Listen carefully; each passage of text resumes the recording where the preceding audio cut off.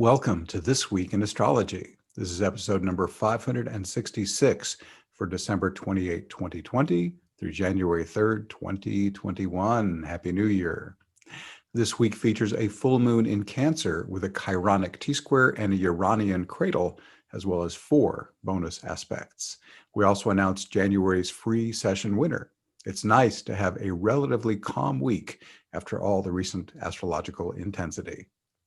Thanks so much for joining me. I'm your host, Benjamin Bernstein, broadcasting from thisweekinastrology.com. I simultaneously record these weekly forecasts as an audio podcast and a video, so you can choose whichever format you prefer. The video version includes detailed chart graphics, which you can also see in my written forecasts at astroshaman.com. We're honored to be one of the internet's top 10 astrology podcasts. Check out our website where you can hear the show and subscribe to podcast updates. And if you have not already, be sure to click the link in the show notes for 2 chances to win a free Astrology Plus session with me each month, such as the one we're giving away later in the show.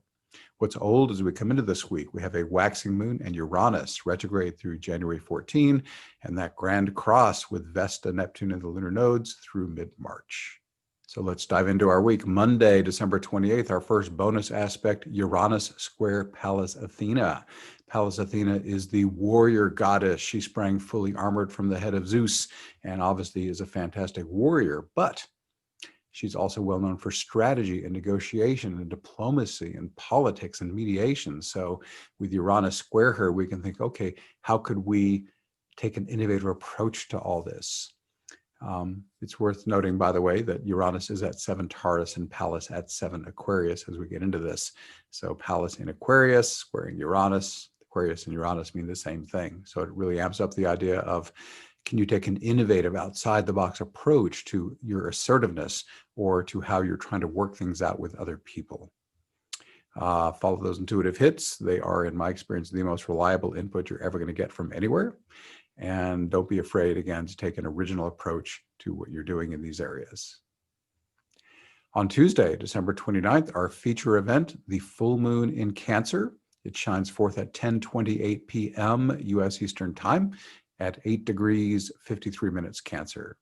Any Cancer full moon is great for release or adjustment in the areas of home, family, and security, as well as emotions and shadow work. There are several aspect patterns too, in fact, as part of this. There's a T-square. It is the full moon's strongest aspect. The T-square includes the luminaries and Chiron. If you don't know what I mean by luminaries, that's talking about the sun and the moon. This could catalyze challenging emotions during the following 2 weeks. My free healing invocation makes it easy to clear these challenging feelings since it delegates your healing to your higher self. There's a link to that healing invocation in the show notes. This T-square can also empower healing and mentoring work that you do for others.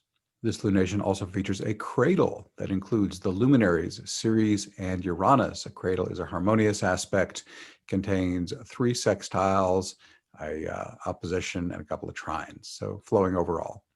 This can help you clear old sorrows, represented by Ceres, more quickly, Uranus, a handy synchronicity since the T-square with Chiron could be stirring them up. This cradle could also stimulate breakthroughs, represented by Uranus in abundance Ceres. Individual aspects. The moon opposes Mercury, energizing learning, teaching, and writing, and the moon makes a quincunx to Pallas Athena, her again. This invites you to optimize whatever strategies you're using to accomplish your goals and encourages your mindful use of negotiation and diplomacy. As I mentioned, Pallas is the warrior goddess, but I recommend open conflict as a last resort, to be used only if her more peaceful approaches have not accomplished your objectives. On Wednesday, December 30th, we have Venus square Neptune. Venus is at 18 Sagittarius, Neptune at 18 Pisces. Neptune is the higher octave of Venus. Venus is creativity mustered up from the ego's effort, but Neptune is just divine inspiration, the muse singing it into you. So this is a fabulous energy with a square being insistent about it. You may be having all kinds of creative inspiration coming in. And if not artistic, then, the inspiration can be in any area of life whatsoever. Venus could represent your relationships. And therefore, Neptune says, let me dissolve the boundaries there. So you might find in a really positive relationship that you're able to merge even more deeply on the energetic level with the person you're relating with, whether it's romantic or otherwise. But be careful. Venus square Neptune could also put on your rose-colored glasses and you could be foggy and uncertain about what's going on in a relationship. If so, get a reality check from someone who is a clear-headed person and who's experienced in relationships and whose opinion you can trust. Venus also can represent money, and Neptune could either be a flow of inspiration about how to work with your money, or it could be its dissipation. So again, be sure to do due diligence before just impulsively acting on some inspiration you got, unless you're really sure it's an intuitive flash or an intuitive flow. The way you can discriminate intuition from other types of knowledge is intuition. You just know it in your body. It didn't come out of your head. And there's certainty when it arrives. Okay, moving on to 2021, Friday, January 1st. Happy New Year again. We have Mercury sextile Neptune. Mercury is at 18 Capricorn and Neptune's at 18 Pisces. Mercury is the planet of mind and thinking and communicating, and Neptune is once again that planet of divine inspiration and awakened consciousness. So the most obvious way Mercury and Neptune coming together in harmonious aspect would fly is you would just imagine more knowledge just flowing in. This is a channeling aspect. And even if you're not channeling some ascended master or archangel, you may just find just information just kind of comes in more easily, especially if you just don't try so hard in your left brain and relax. Ask your higher self, would you please just flow information in as I need it? You may find that works more easily. If you're doing any kind of writing or crafting any kind of words, Neptune's divine inspiration can flow more easily and inspire you better. And also the communication you do itself can have more of a flow. You can get into flow state and just sort of channel, as I said earlier, the information that needs to come through. And with Mercury in Capricorn, it's a good way to do it very productively. This also gives us another nuance here. Capricorn combined with Neptune is a great law of attraction combination. Mercury says the mental imagery you're using, the really crystal clear, hopefully, image you're having of what you want. So with Mercury in Capricorn, sextile Neptune, this is really good for law of attraction work. Let's move on to Sunday, January 3rd. We have Chiron trine Juno. Juno is the goddess of committed partnership. Chiron is healing and mentoring and possibly wounding. But with Chiron trine Juno, it should flow a little more easily. Chiron is at 5 Aries and Juno is at 5 Sagittarius. The main way I feel this one activating is more healing and mentoring in the relationship of a committed partnership. This could be, of course, romantic, but it also could be any kind of relationship you have with a person in a, ongoing container where there's wisdom being shared or healing being given. So very harmonious for that. That's all our events for the week. Again, a lighter week, thank God, after all the intense weeks we've had in recent months. Let me mention, my dear friend BJ Harden is offering a very special opportunity, which I'm excited to share with you. The deep dive course she's offering could help you transcend confusion and suffering, see the grand illusion for what it is, and make consistent contact with a loving presence within. BJ has been my close friend for many years. We've co-created many transformational spaces and experiences together, including her well-received guest presentation for my Awakening Plus membership last month. I can vouch 100% for her unshakable integrity and for the extraordinary divine consciousness she embodies. Now, BJ's personality and style of working are much more understated and gentle than mine, but she holds space impeccably and works big magic with her subtle ways. I invite you to check out BJ's offering. If you feel called to work with her, she could be carrying just the medicine you need. What follows is in her words, although I won't try to imitate the way she speaks. She says, "Hey y'all, I'm BJ. I'm a longtime friend and collaborator of Benjamin's, and I teach and facilitate the work of Byron Katie. The work of Byron Katie is a process of questioning our thoughts, which is a whole new paradigm for us humans.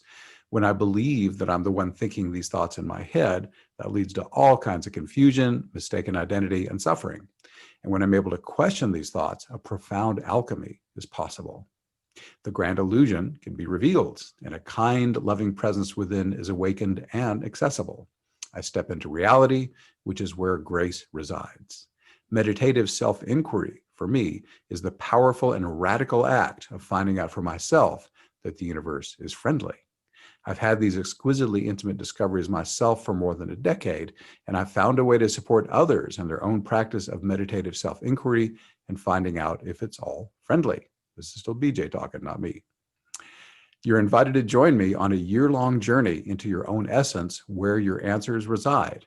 Abiding in the Heart, a year-long collective journey into meditative self-inquiry running February 2021 to January 2022. Abiding in the Heart is an opportunity for 20 to 35 participants to make consistent contact with a loving presence within. The material and engagement is available for participants to set much of their own rhythm, while it also invites collaboration and affinity with fellow participants. I'm providing the necessary tools. Here's to your freedom. Love, BJ. So check that out. That's linked from the show notes, and it's also on the homepage of astroshaman.com, fourth section down with all the other blog posts. I want to mention my Awakening Plus stuff as well. I've got the January lineup. Everyone is welcome to participate in many Awakening Plus Zoom calls for free. These events support your individual healing and awakening, as well as global spiritual awakening. Some events are for Awakening Plus members only, but we'd love to have you join our supportive online community. Dip your toe in the water with our 30 days for $1 risk-free trial membership. Here are our upcoming events, all at 8 p.m. U.S. Eastern Time on various days. I'm going to be a little more detailed on the events coming soon and just quick mentions of the ones coming later in the month. We have free public events every week called New Earth Support Team. After this podcast, the next one will be on a Wednesday, December 30th at 8 p.m. U.S. Eastern. That's because of the New Year's Eve. We're going a day early, but we return to Thursday nights at 8 p.m. U.S. Eastern in January. In this popular weekly event, we're now attracting over 50 people on each call on average. We create our sacred container, invoke embodied awakening, and team up to help awaken the new earth.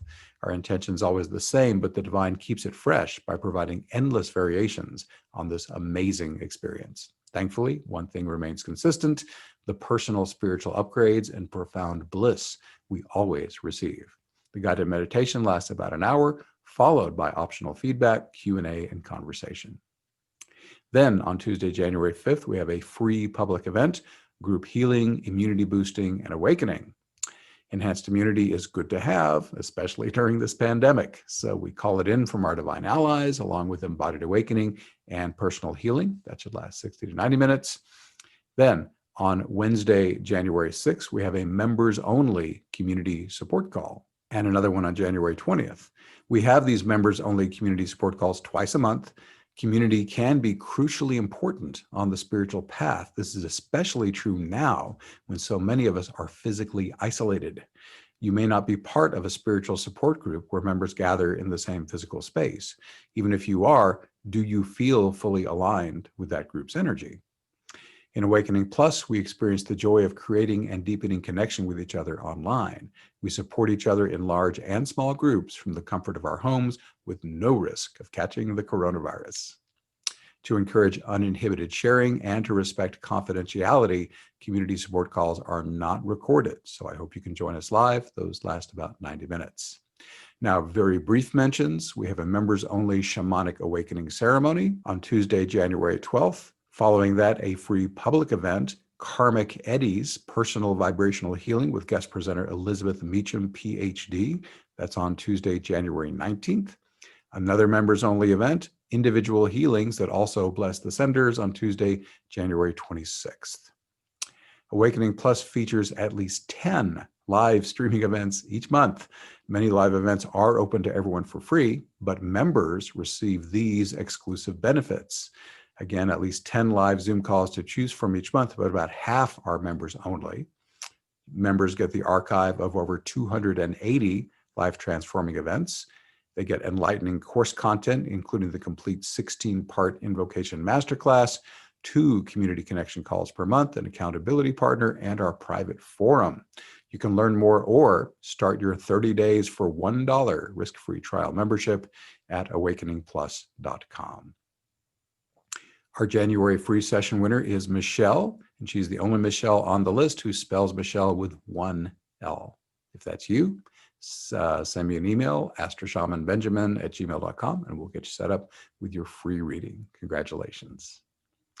Thanks for being here. Once again, I'm Benjamin Bernstein with astroshaman.com. I can serve you with astrology readings, shamanic healing, awakening activation, astrological event timing, and one-of-a-kind life coaching. All my one-on-one services are equally effective in person or long distance, and during the pandemic, I've dropped my rates significantly.